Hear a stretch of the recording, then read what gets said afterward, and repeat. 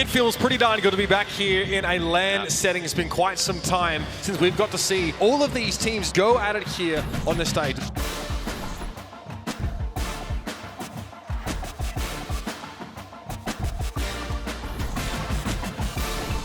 It's 62% for the Outlaws. Pelican's got the Deadeye. The value could be fairly big if he gets them in the back, but no, everybody just escorted away by Astro. A beat to put Gladiators back in control, but this nano boost onto Dante might be good enough, but Shu on the high ground is just doing absurd amount of damage and healing. No one's going to be able to dislodge him. Dante going pretty low, Fist is up, but Shu still doing work. Dante's finally found him, but Shu doesn't go down and he kills Dante!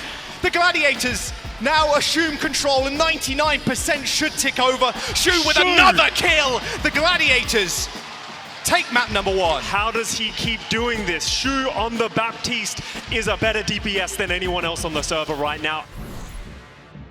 It's going to come down to Prophet. 10 HP remaining. That's an actual 140 Achilles, but Prophet still lives. Yeah. And that he does. Void going to be antied out for now. The rally rolling from Mayhem, trying to keep everybody alive.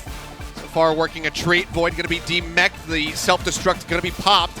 Baby D.Va seemingly safe. They cannot get the elimination before he gets back in. Yeah, Fitz popping the tac visor, looking for some targets, but the D.Va goes right up into his face. The Bionade comes flying his way. Prophet in the meantime starting to go off. Finds Lee J gone. They're looking for a little bit more though, because they still haven't gotten this flip back into their favor.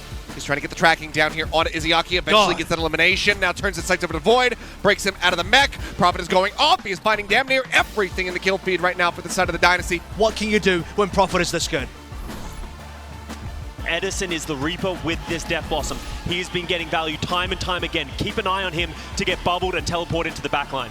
Nano coming up for Fielder. Death Blossom available for the fuel. The Mayhem can hold back and speed away from that Death Blossom or even just the Nano Reaper. Also got the wall to mitigate a lot of that damage, but over the top, Edison with a 5K! That's what you want to see! If you're in the home crowd, look at that! Edison is locked in, ready to go, already pouring punches. He embodies the Reaper right now, and the Florida Mayhem get wiped at a blink of an eye.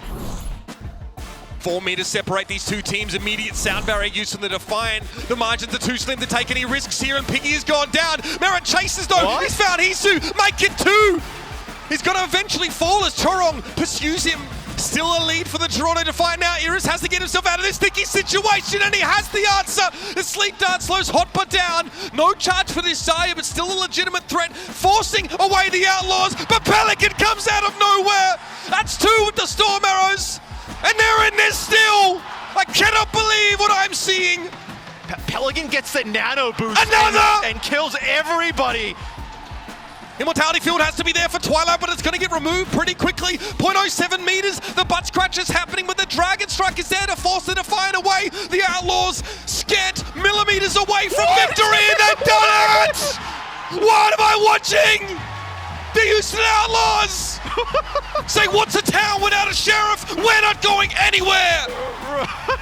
Dude, Pelican went absolutely crazy. One of the most fated moments of individual brilliance that I've seen in my many years presiding over Overwatch League matches on the level of Shu's Baptiste and Havana, on the level of EQO's Dragon Blade. That was wild, man.